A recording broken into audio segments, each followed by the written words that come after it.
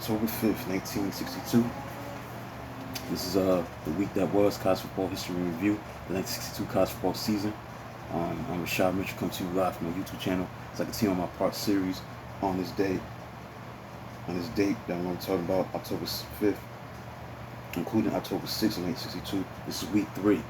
So I'm going to be getting into week number 3. The week of October 6th, 1962, October 5th, 1962, we're going to start with a game that was played on Friday where the Miami Hurricanes, the number 9 team in the country, defeated Florida State 7-6 on a Friday. Miami quarterback George Mira hit halfback Nick Spinelli with first quarter passes of 32 and 39 yards, last for touchdown. Surprisingly, Florida State outpassed Hurricanes 178 yards to 122 yards. But 6 fumbles prevented any scoring other than kicker Doug Messer's pair of field goals. Miami guard linebacker Jim O'Mahony collected 2 important fumbles in the fourth quarter, including last-minute recovery at his own 12-yard line.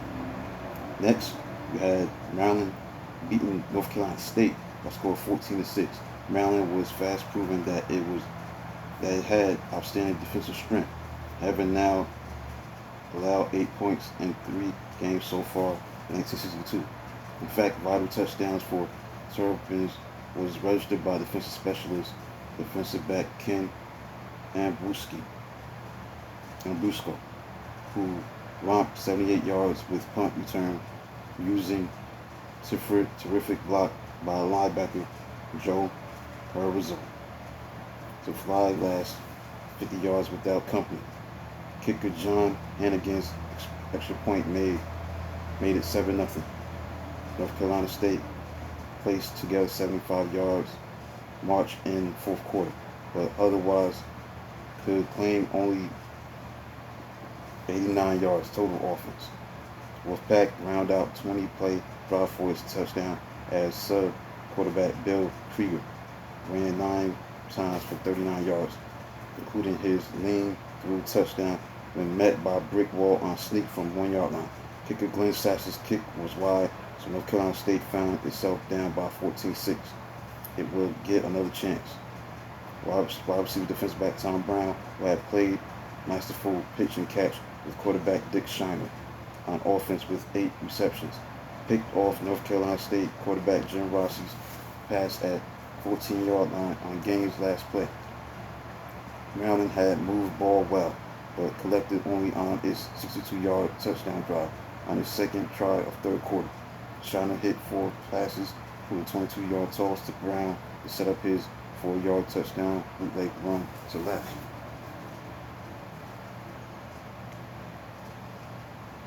Virginia Tech beat Virginia 20-15.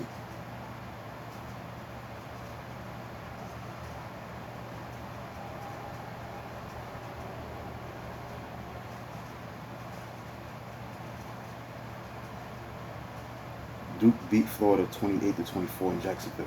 In less than 6 minutes of second quarter, upset-minded Florida racked up 267 yards, a 21-0 lead on 7-7 passing, including 21-yard touchdown pass by quarterbacks Tom Shannon and Tom Batten. Gators fullback Larry Dupree stumbled with no poor effect at the beginning of 70-yard sideline scoring dash. Equal time shared Duke quarterbacks Walt Rappo and Gil Garner transformed so-so, 11 for 24, 102 yards passing performance in the first half into perfect 10 for 10 for 133 yards in the second half. Gators never found way in the last 3 minutes to cover alternating Blue Devils wide flank ends Ed Chestnut and Stan Chrisson. Duke swooned for matching 21-point explosion in the third quarter as Chrisson caught 30-yard aerial to position halfback Mark Leggett's 3-yard touchdown run. Halfback punter Haygood Clark's failed punt after low snap started Blues on 60-yard drive to end Pete Whiteman's 33-yard touchdown catch from Gardner. Blue Devils tackle Dick Haven soon blocked Chuck Clark's punt, and sophomore fullback Mike Curtis scored tying touchdown in the fourth quarter winning touchdown. Louisiana State beat number 5 Georgia Tech 10-7. Rugged scoreless stalemate in first half was broken open in second half kickoff by LSU. Halfback Jerry Stovall with fake handoffs to quarterback Jimmy Field. Race untouched 98 yards. Georgia Tech quarterback Billy Loftridge sparked a tying 73-yard drive. Cat box touchdown pass to end Billy Martin. Defensive back Loftridge dislodged fumble from LSU fullback Charles Cranford on ensuing kickoff. The Tigers out-scrambled engineers for loose ball. To begin, march to quarterback kicker, then Amidy's 24-yard field goal. Georgia Tech halfback Joe Ari, racing alone in the LSU secondary at 10-yard line, dropped Loftridge bound with 12 seconds to play.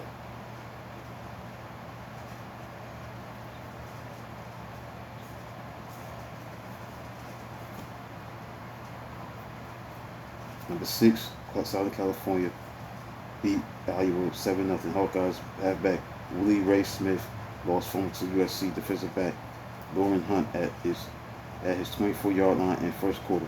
The Trojans turned newfound prize into halfback Ron Heller's 19-yard touchdown dash. Playing without injured quarterback Matt County, who went down with bad knee early in the first quarter, Iowa missed several opportunities in the fourth quarter. USC halfback defensive back Willie Brown made interception of sub-Iowa quarterback Bob Watts at own 1-yard line to stop the rush to 29-yard line. Hawkeyes missed by inches on halfback Paul Butler's brilliant fourth down catch at USC 14-yard line. Halfback Larry Ferguson gave away punt, return, fumble, in the last 2 minutes of game. Trojans played viciously themselves, missing 3 field goals by kicker Tom Lupo, who kicked extra point after Heller's touchdown that came 11:06 into the first quarter. Iowa suffered 7 turnovers and displayed dreadful first half punting. Minnesota shut out Navy by a score of 21-0.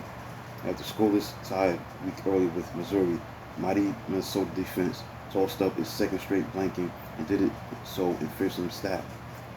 Navy quarterback Ron Clement, who was chased all over the brick house, succumbing to 11 sacks that totaled 120 yards lost. Gophers defensive ends like John Soup Campbell, Bob Prodzik, defensive tackles Carl Allen, Bobby Bell. Listen linebacker Paul Benson made life miserable for middies, who ended up with minus 31 yards in net rushing. Minnesota went 72 yards early in the first quarter, as quarterback Dwayne Blasker threw only one pass but rolled out for good gains and used halfbacks Bill Muncie, Jim Kims until field goal fullback Jerry Jones plowed over from 3-yard line. Blasker hit Kims for a 20-yard touchdown on their first chance of third quarter after Kims' 35-yard punt return of the long punt by Middies punter Joe Ince. So Navy's only threat came late in the second quarter after Muncie lost fumble at his 26-yard line. Penalty helped move ball to many 6-yard line, but Campbell and Prozic sacked Clement on first down, and Campbell batted ball out of Clement's raised passing hand and recovered on second down. Purdue beat Notre Dame by a score of 24-7. Arkansas beat Texas Christian by a score of 42-14. Air Force defeated Southern Methodist 25-20.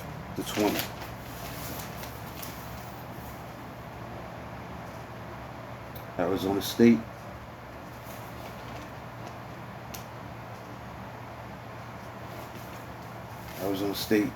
and Washington State, this matchup ended in a 24-24 tie. And finally, there was an upset at the time where unranked UCLA upset number 1 Ohio State, a score of 9-7. Early and late, UCLA took advantage of its only trips into Ohio State territory. On game's second play, Ohio State fullback Dave Francis lost fumble to Bruins defensive tackle Dave Gibbs. Bruins halfback Kermit Alexander immediately raced 45 yards off left tackle Joe Bowens, blocked to rousing touchdown for 2 touchdown underdogs. Early in the second quarter, quarterback Joe Sparma, a future Detroit Tigers pitcher, put number 1 Buckeyes up 7-6 on a 6-yard touchdown pass to end Matt Snell. Ohio State quarterback John Mumme later crafted 78 65-yard drives which were stopped at 3-yard line when Mummy fumble center snap. Another time, as halfback Paul Warfield was thrown for loss at 4-yard line on 4th down sweep. So UCLA defensive guard Johnny Walker keyed each goal line stand. Quarterback kicker Larry Zeno, UCLA's first T formation quarterback since then. Coach Red Sanders converted to single wing offense in 1949. Fired up New Bruins offense for 17-play, 70-yard drive in the last 7 minutes and kicked the game-winning 24-yard field goal with 1:35 to go. So that was an upset right there. Number 1 Buckeyes lost to UCLA. They wasn't ranked at the time, and they upset number 1 Ohio State 9-7. That includes a look at the week that was, the games that were played on October 6th, including the game that was played on October 5th between Miami and Florida State.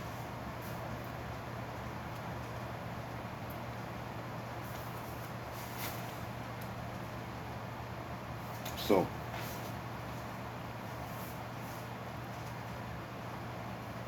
let's look at the AP poll as of October 8th. Alabama was number 1. Texas was number 2. Penn State was number 3. Southern California number 4. Mississippi was number 5. Number 6 was Louisiana State. Number 7 was Washington. Number 8 was Arkansas. Number 9 was Purdue. And number 10 was Ohio State. So that concludes a look at week 3, the week that was college football history review. The 1962 college football season, October 6, 1962, including the game that was played the day before, October 5th, 1962, between Miami versus Florida State. Please like and subscribe to the channel. Comment, we appreciate it if you was to do that. But like I said, this is the video that I did in talking about October the 6th, 1962, week number 3, including the game that was played a day before that, October 5th, 1962, between Miami and Florida State on October 5th. That was week 3, the recap of that week that was for week 3 of the college football season, circa 1962. Like, subscribe, and comment on the channel. This is Rashad Mitchell. Until then, talk to you tomorrow.